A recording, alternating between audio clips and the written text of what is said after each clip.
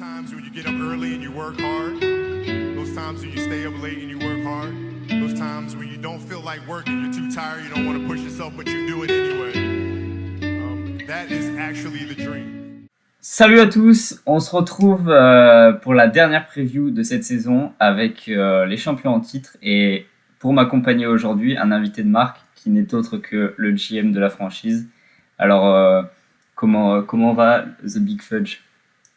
Salut tout le monde. 2 bagues. Écoute, on est bien.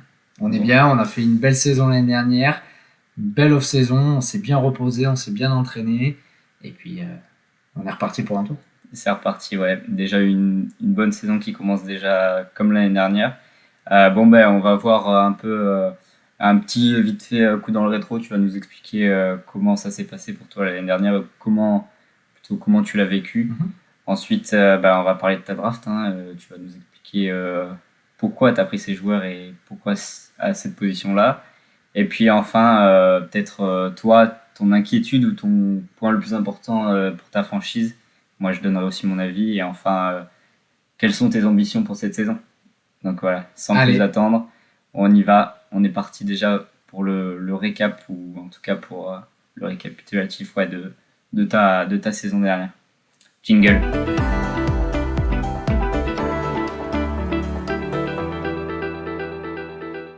Le coup d'œil dans le rétro. Deuxième bague, tu connais déjà la cérémonie. Ouais, deuxième bague, ça fait plaisir. Très beau trophée en plus cette année.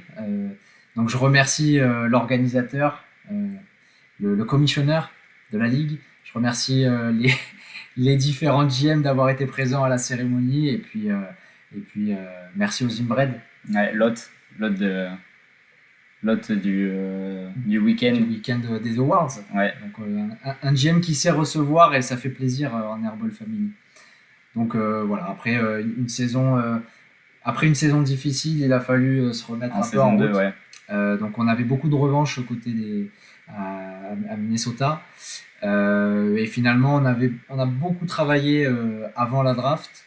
La draft s'était très bien passée et je dirais qu'on était dans des conditions parfaites pour on se souvient la déclaration, c'est toujours bon de finir sa draft en ayant sélectionné tous les joueurs qu'on voulait. Exactement, ça avait été préparé et puis quand les étoiles s'alignent, après il n'y a plus qu'à faire, quoi. Ouais, donc ta saison comme la première année quasiment parfaite, seulement 2 ou 3 défaites. Ouais. Donc pas du tout inquiété dans la course en playoff, déjà la tête en finale, ça a roulé, quoi.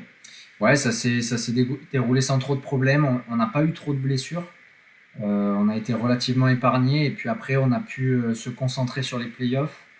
On a eu un peu de réussite peut-être de tomber sur une franchise des Crab Catchers qui était déjà contente d'être là et qui avait beaucoup donné juste avant.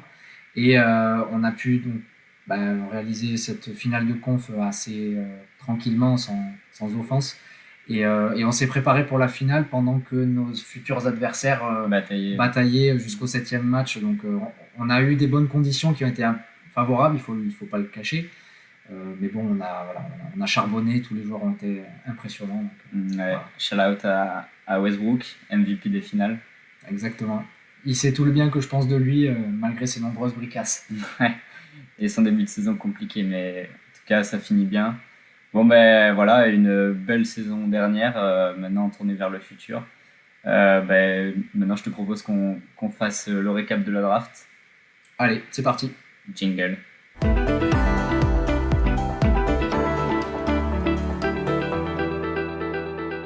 Le récap de la draft, encore une fois 8e, puisque c'est la 3e fois que tu finis premier de saison régulière, donc deuxième fois que tu piques en 8e position. Ouais. Donc tu connais à peu près comment ça se goupille, comment un peu viser ton 8e et 9e pick qui sont... Ouais, c'est ça, on est un peu habitué à avoir ce pick, donc c'est le turn, c'est le 8-9, donc c'est hyper important de ne pas se rater à cet endroit-là, parce que sinon on peut dire adieu à nos chances de playoff. La saison se joue peut-être en 3 minutes, quoi. Sur les 3 minutes de pick. Donc premier pick, 8e, Karl Anthony Towns. je crois que tu étais assez content de le retrouver 8e parce que tu pensais qu'il allait peut-être partir plus tôt. Ouais, clairement, Karl Anthony Towns, pour moi, c'est un joueur hyper régulier, toujours à son niveau et à un niveau extrêmement haut. Mm. C'est un joueur qui ne se blesse jamais, sauf l'année dernière. Sauf il y a 2 ans. Et l'année dernière, il a eu une saison très compliquée, il a eu beaucoup de problèmes personnels. Donc je pense qu'il ne faut pas compter sur cette saison en termes de stats. Et je pense que c'est ça qui a joué dans la tête des GM. Ouais, Ils n'ont pas voulu ça, le c'est prendre, sûr. alors que pour moi, c'est peut-être un des pics les moins risqués au premier tour. Ouais, moi je suis d'accord avec ça. Je pense que les gens ont assimilé Covid parce que déjà lui a eu le Covid et tous ses problèmes extrasportifs avec sa famille, tout ça. Ils ont assimilé ça à joueur pas sûr, donc il faut l'éviter. Donc je pense que c'est ça qui t'a réussi et qui a fait qu'il a glissé jusqu'à ta 8e place. Et vraiment, je trouve que c'est un joueur qui est pas du tout du calibre de la 8e place. Pour moi, c'est un 4-5. Vraiment, c'est un top 5, je pense. Donc, j'étais très, très heureux de pouvoir le prendre à ce niveau-là. Alors ensuite, tu avais le pick suivant, le 9e. Donc, tu étais le premier à pick du deuxième round avec Jason Tatum. Je l'ai pris juste pour pouvoir mettre le gif. Non, quand même. J'ai beaucoup hésité sur ce pick. J'ai hésité entre lui et Kevin Durant. Vraiment, jusqu'au dernier moment, il y a eu une inquiétude, il y a eu un doute. J'ai privilégié le côté jeune de Tatum, la marge de progression qu'il a encore et sa durabilité. Après, le fait qu'il soit à Boston, c'est la cerise sur le gâteau. Mais, donc, bon, voilà, j'assume ce choix. Pour le moment, il n'a pas le rendement qu'on attend de lui. Mais la saison est longue, donc voilà, je ne doute pas qu'il puisse remonter à son niveau attendu. Peut-être qu'on s'est trompé, mais bon, on assume pour le moment. Surtout que l'inquiétude avec Kevin Durant, c'est la saison écourtée qu'il a fait l'année dernière. Bon, là, il montre un très bon début de saison, donc peut-être on a quelques regrets, mais bon, la saison est longue. Peut-être qu'au final, Tatum va finir avec plus de matchs joués, il sera peut-être plus régulier. Donc, ouais, c'est à voir. C'est vrai que, de toute façon, les Durant, les Embiid, les Zion, c'est des pics très compliqués, très risqués. Ouais.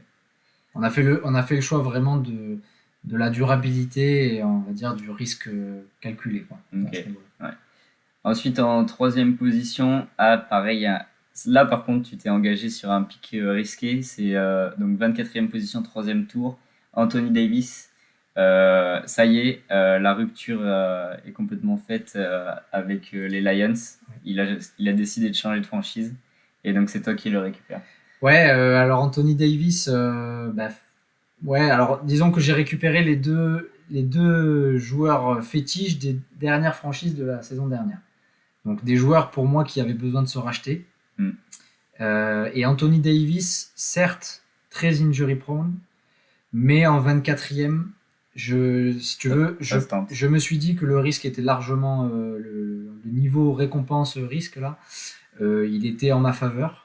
Donc j'ai pas forcément trop hésité à le prendre. J'étais très content qu'il tombe là. Parce que malgré tout, il a eu une off-season plus importante cette année, il a pu se récupérer. Et je voulais dire un autre truc sur Davis, c'est que s'il joue, c'est un top 3. Donc pour moi, c'est la même situation que Embiid l'année dernière, pris aux alentours de la 20e place, un gars qui, quand il joue, est largement au-dessus. Donc il ratera sans doute des matchs cette année. Mais pris à ce niveau-là, je trouve qu'on a limité les risques grandement. D'ailleurs, Anthony Davis, je crois qu'il avait fini un bon top 5 ou top 7 en saison 1, avant qu'après les blessures arrivent. Après l'année dernière, s'il rate beaucoup de matchs, c'est aussi du fait du cours off-season des Lakers, comme ils avaient gagné le championnat et qu'après ils rankillent même pas un mois et demi après. C'était peut-être compréhensible. Là, pour le moment, ça se passe bien. On touche du bois pour ton équipe. Ouais, donc pour le moment ça se passe bien. Après, 4e pick, là c'est peut-être là où il y a de la discussion, c'est le 25e, donc au turn à chaque fois, LaMelo Ball. Alors franchement, moi personnellement j'étais très surpris le soir de la draft de le voir partir aussitôt, parce que déjà l'année dernière, c'est un joueur extra, qui est flashy, qui fait le spectacle et tout. Il est très très bon, il rend ses coéquipiers meilleurs, il fait des stats de ouf. Par contre, c'est un petit gabarit et donc il est beaucoup exposé aux blessures Et c'est pour ça que l'année dernière, on l'a vu, il était blessé. Il a dû changer de franchise. Certains GM s'en mordent les doigts de l'avoir lâché. Donc, c'est pour ça que j'étais assez surpris de le voir partir aussitôt. Ouais, alors Lamelo, c'était pas un pic prévu, clairement. Je vais pas le cacher. C'était celui que j'avais le plus haut sur mon board au moment où je devais Ok. piquer. Donc ça a presque été un choix par défaut. Pour la petite histoire, j'ai beaucoup hésité avec Michael Porter Jr. Donc finalement, Merci, je peux dire Baptiste. que dodge de boulette here. Et Lamelo, en fait, il a montré. Enfin, je pense quand même que il sera à ce niveau-là dans la saison, il n'y a pas de souci. Je m'attendais pas à ce qu'il rattaque aussi fort, pour être honnête. Donc, c'est vraiment une belle surprise de le voir à ce niveau-là. Il se bonifie avec le peu d'expérience qu'il a. Mm. Donc ouais, on est très très heureux de l'avoir recruté chez les Wise Guys. Ouais, pour le moment, ça marche très fort de son côté. Après, c'est 15 places plus loin. En 5e pick, c'est Dejounte Murray qui re-signe avec la franchise. Donc, il est bagué. Donc, peut-être il s'est dit gage de confiance et gage de réussite, on re-signe. Clairement, il fait un très bon début de saison. Tu peux nous en parler?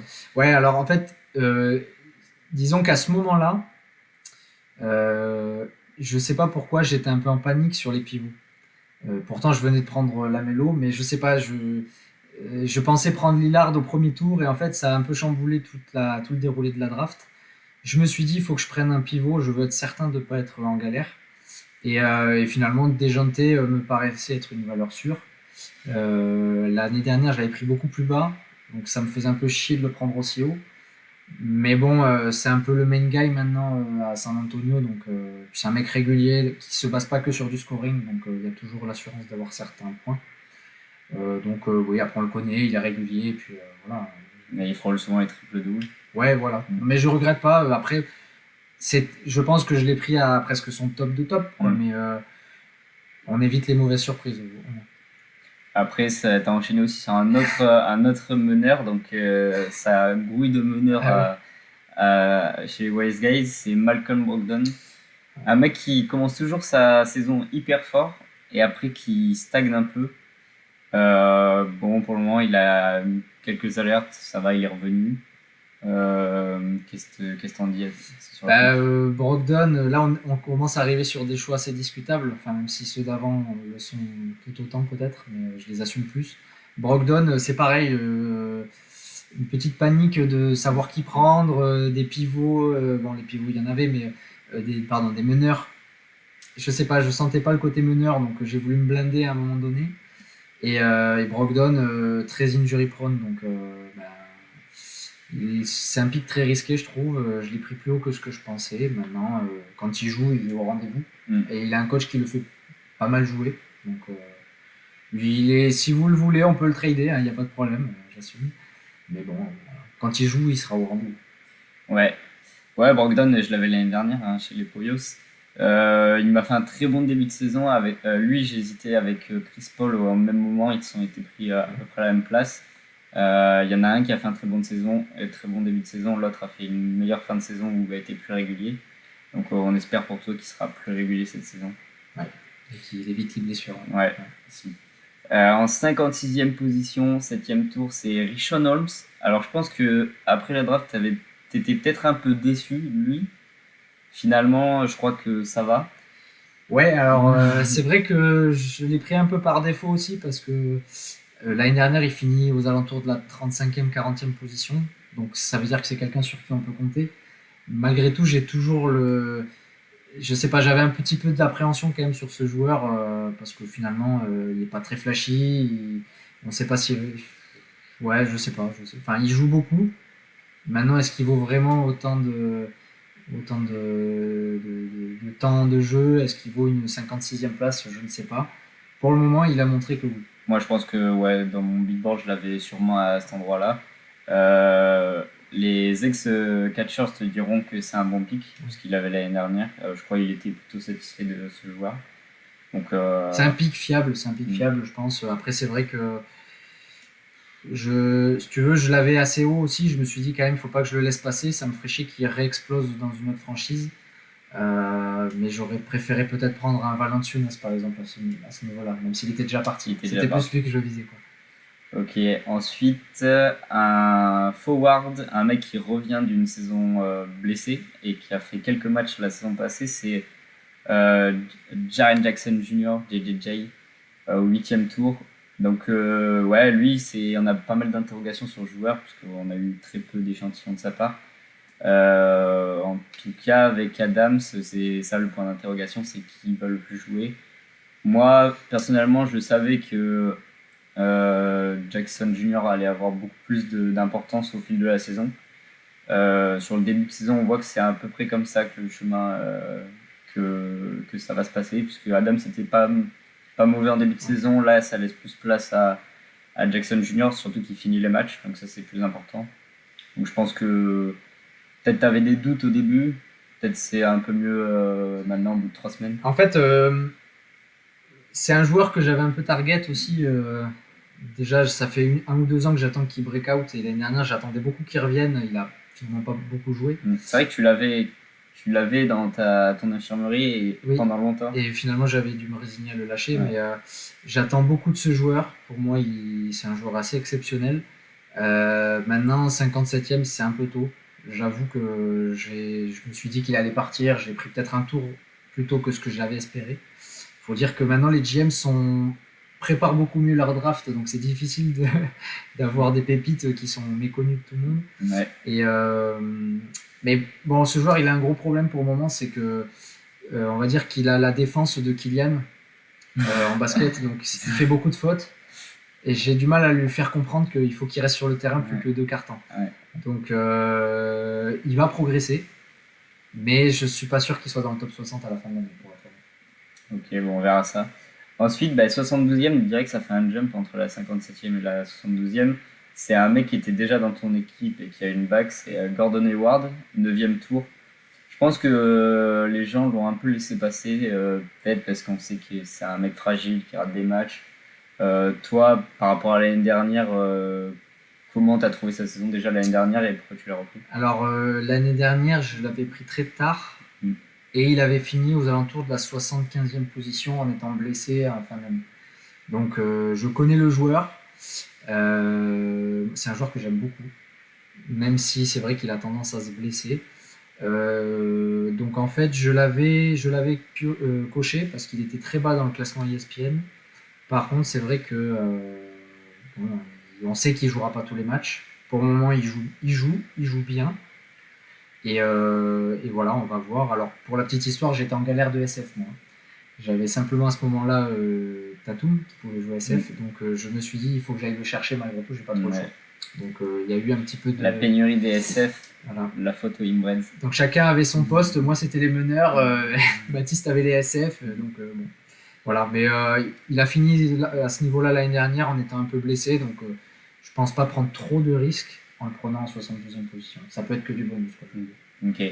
Donc là, on va enchaîner avec 3 picks qui sont peut-être discutables ou qui sont peut-être compliqués en ce moment. Donc c'est 72e, 88 et 89, tour 10, 11, 12. On commence par Darius Garland. Pour moi, il y a de l'espoir sur ce joueur parce que en fait, le projet Sexton, il arrive un peu à échéance dans le sens où Cleveland a misé sur lui et a remarqué que ça marche pas.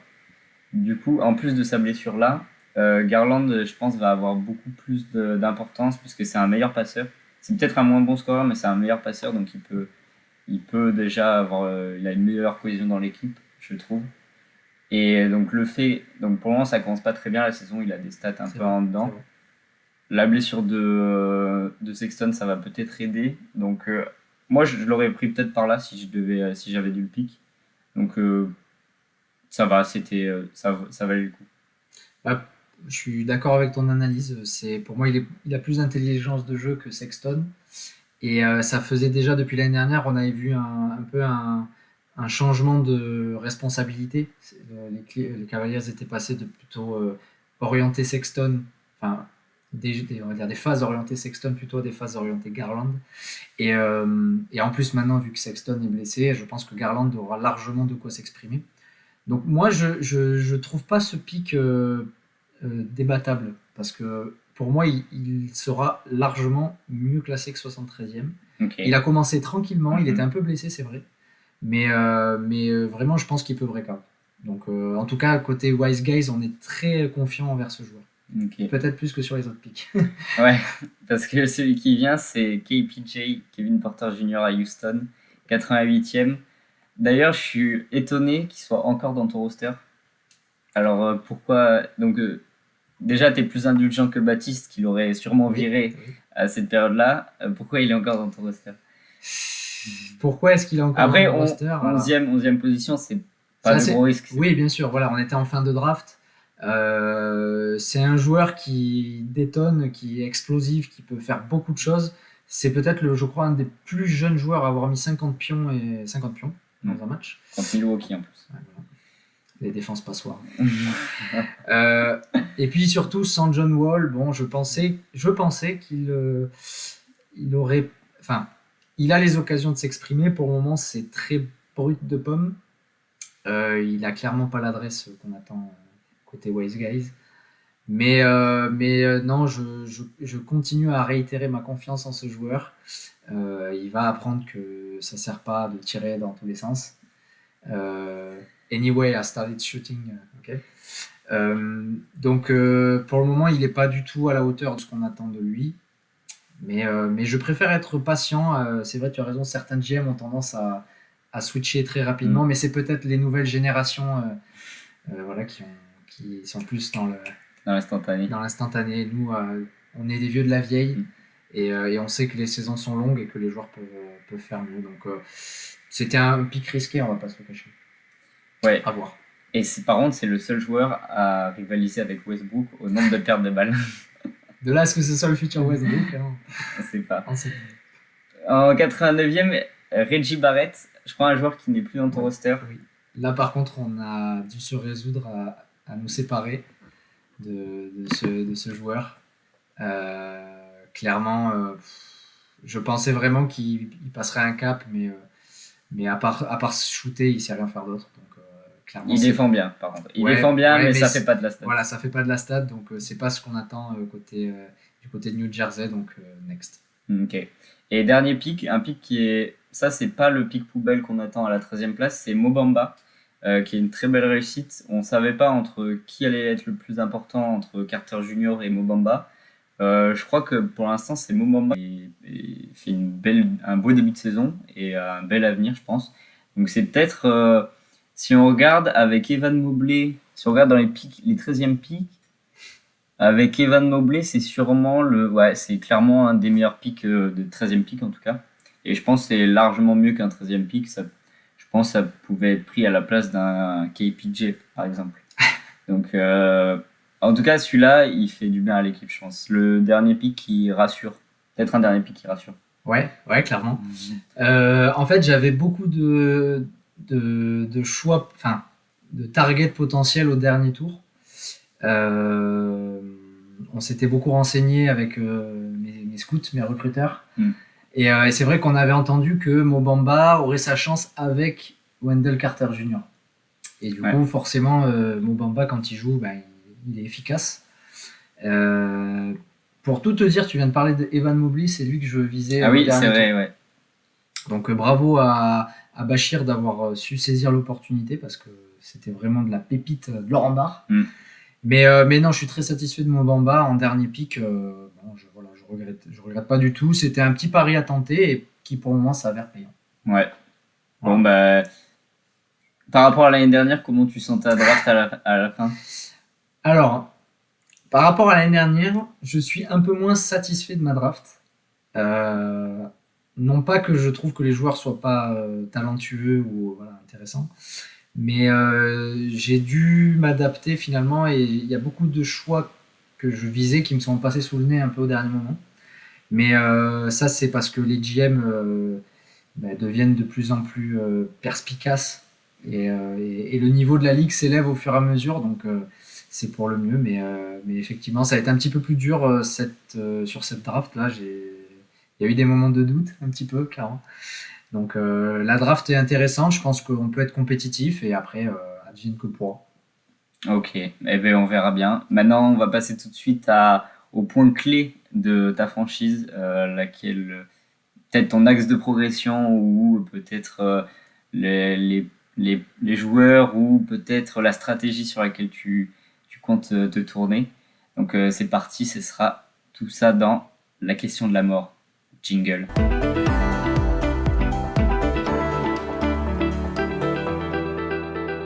La question de la mort, la pregunta de la muerte, elle passera toujours de temps en temps. Ça passe crème. Donc, pour toi ou pour moi? Tiens, on va commencer par toi. Ok. Sur quoi tu vas t'axer cette saison ou quel est le point important pour toi cette saison? Bah, disons que c'est un tout. Le point important pour nous, les Wise Guys, ça va être de rester au sommet, ce qui est compliqué. Euh, on est la franchise la plus titrée, il faut le dire. Et la franchise à abattre, Et la franchise à abattre, tu as raison. sûrement. Tu as raison. Mais je sens que la longueur d'avance qu'on pouvait avoir sur les autres franchises, elle est plus là. Vraiment, aujourd'hui, je considère pas qu'on soit les favoris cette année. Je trouve qu'on fait partie des favoris, mais on n'est pas favori unique. Et je pense qu'on va devoir vraiment se battre cette année. Euh, on a de la chance d'avoir un calendrier plutôt favorable, donc ce qui devrait nous aider sur le début de saison. Maintenant, voilà, ça va être. Je pense que la clé, ça va être de continuer à améliorer la franchise toujours. On a changé de nom d'équipe, de localisation, donc voilà, c'est tout un changement. Je pense qu'on avait tout fait à Minnesota, il fallait passer à autre chose. S'arrêter sur une bonne note. Voilà, il faut savoir partir au sommet pour reconstruire. Et je pense que ce qui va être intéressant de notre côté, c'est de savoir comment on peut améliorer la franchise. Et pour ça, je m'appuie sur une équipe de négociateurs hors pair qui n'hésitent jamais à aller toquer aux portes des différentes franchises avec de nouveaux produits, de nouveaux joueurs à essayer. Donc, je leur fais totalement confiance. Ouais, en tout cas, peut-être la fin de l'ère Marshmallows. Enfin, c'est sûr, c'est la fin de l'ère Marshmallows. Et peut-être que ce sera impossible de faire mieux ou d'atteindre ce niveau. Donc, on verra. Moi, je pense le point clé pour moi, enfin, il y en a plusieurs. Déjà, Anthony Davis, il a montré qu'il faisait un très bon début de saison. Et s'il fait comme ça l'année 1 de la création de Airball, c'est exactement ce qu'il fallait faire. 24, c'est même plus bas que ce qui va finir. Mais pour moi, le plus important, je pense, c'est le renouvellement de la franchise. Enfin, le renouvellement dans le sens, le 13e spot. 13e spot est hyper important. Et je pense que l'année dernière, il n'y avait pas besoin parce que les 13 joueurs avaient largement leur place dans le roster et étaient incontestés. Enfin, peu importe. Et je pense que cette année, il y en a certains qui vont devoir être cut ou alors il va falloir tenter sa chance sur la free agency et peut-être aussi dans des trades. Donc c'est peut-être ça. Comme il n'y a plus ce match-là d'avance par rapport à l'année dernière, il va falloir être davantage plus agressif sur le marché. Ouais, tu as raison. C'est effectivement, on n'a plus la longueur d'avance, donc il faut aller chercher des avantages là où on peut. Et, on a commencé, je te rassure. On a été chercher des petits Norman Powell qui font le taf largement en ce moment, mais tu as raison, des fois on manque un petit peu de réactivité et le tout c'est de pas s'endormir sur ses lauriers. Ouais, c'est ça. Ben, maintenant, le point le plus important, l'ambition et les objectifs de la saison. Donc c'est parti déjà pour ma prédiction et pour ta comment on peut dire, ton projet, l'objectif, oui, on l'a dit, mais le main goal de l'équipe. Allez, jingle.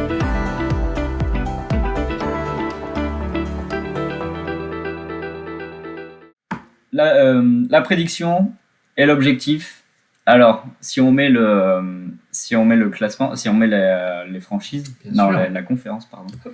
Si on met les conférences, donc l'équipe est à l'est. Oui. Changement de conférence, ouais, parce qu'ils ont déménagé. Qui se retrouvent dans la même conférence que les Raptors, anciens baguets, qui se retrouvent dans la même conférence que les Lions revanchard d'une saison très difficile et même de 3 saisons très difficiles et la grande gueule de la ligue, les Bobcats de Greg Thibodeau. Donc je pense que c'est une conférence plus relevée ou alors peut-être plus homogène que l'Ouest. Ouais. Donc il y aura beaucoup de batailles. Pour moi, avec ce début de saison très réussi, ça donne pas mal d'avantages sur la suite. Par contre, à la fin après la draft, je les voyais pas premiers de l'Est, je les voyais plutôt second. Donc je pense que je vais mettre New Jersey second, même s'ils ont bien commencé et on peut s'attendre à une première place à l'Est. Pour moi, ce sera deuxième stade. Ok, je comprends. Et toi? Je comprends. Nous, de notre côté, l'ambition, elle n'est pas cachée et elle n'est pas présomptueuse. On veut aller chercher une 3e bague. Je veux dire, quand on a été au top, on ne peut que ambitionner de le rester. Donc l'objectif, très simplement sur la saison régulière, c'est de se qualifier. Et je pense qu'en prenant une des 2 premières places à l'Est, on devrait être dans les 4. Parce que je trouve que la conférence Est est très très relevée. Donc pour rien vous cacher, moi même si je dis à mes joueurs qu'on visait la première place, je pense que la 2e place est largement dans nos cordes et tant qu'elle est qualificative, elle nous satisfera très bien. C'est-à-dire qu'on vise plus un avantage du terrain, maintenant c'est se préparer. Une fois qu'on y a goûté, on y prend goût, quoi. C'est-à-dire que ça fait 4 ans. 4 ans ? C'est la 4e année. C'est la 4e année. Alors ça fait 3 ans qu'on joue la saison régulière, on a toujours terminé premier. Donc l'objectif, ce sera d'être toujours, encore une fois, sur le devant de la scène. Maintenant, je préfère qu'on aille chercher une bague plutôt que de s'obstiner à aller chercher la première place en saison régulière. L'objectif, c'est la qualif, les playoffs, et puis le main event, les finals et la bague. Donc, mais voilà, après, je pense que on sera très satisfait si on atteint à nouveau la finale, parce que on va dire le chemin est semé d'embûches, un petit peu plus que les saisons précédentes. Donc qualif, playoff, finale et puis après. C'est-à-dire que l'histoire au New Jersey, ça commence d'abord par une reconstruction avant de viser directement les sommets. Enfin, avant de construire l'équipe type qui va alors l'ADN d'une franchise, on ne la perd jamais. Donc il y a toujours ce côté ambitieux et performant. Par contre, on n'a pas choisi la facilité, on est allé se frotter à la conférence la plus relevée. Donc l'objectif, ça va être de s'installer durablement dans cette conférence. Et bien sûr, après, on va pas brûler les étapes, mais on essaiera d'être champion si on peut. Bon, en tout cas, ça a l'air de bien se passer pour ce début de saison. En plus, tu défies toutes les odds de ESPN qui te mettaient seulement 26% de chance de te qualifier en playoff. Bon, maintenant, ils ont rectifié. Apparemment, tu as 70% de chance. Donc, le début de saison est plutôt satisfaisant. Donc, on espère, pour toi en tout cas, que ça continue sur cette lancée. Et je te laisse le mot de la fin. Qu'est-ce que tu veux souhaiter à ton équipe ? Le meilleur, forcément, de rester motivé année après année, c'est le principal. Je viens d'acheter une maison récemment, donc il y a de la place pour de nouveaux maillots encadrés, donc voilà. C'est des nouveaux trophées, c'est tout ce que je leur souhaite. Et merci de m'avoir invité pour cette petite preview. Et un plaisir. Et puis moi je dis rendez-vous sur les parquets. Ouais, et la semaine prochaine déjà, contre les Poyos. Peut-être pour l'équipe qui sera invaincu. Un duel undefeated. Ouais, un duel fratricide. Ouais. J'ai hâte. Moi aussi.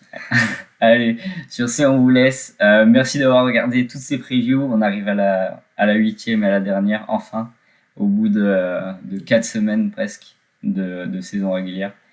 Voilà, c'était un plaisir d'avoir tourné. Et puis à très bientôt pour de nouvelles vidéos et de nouveaux sujets à aborder.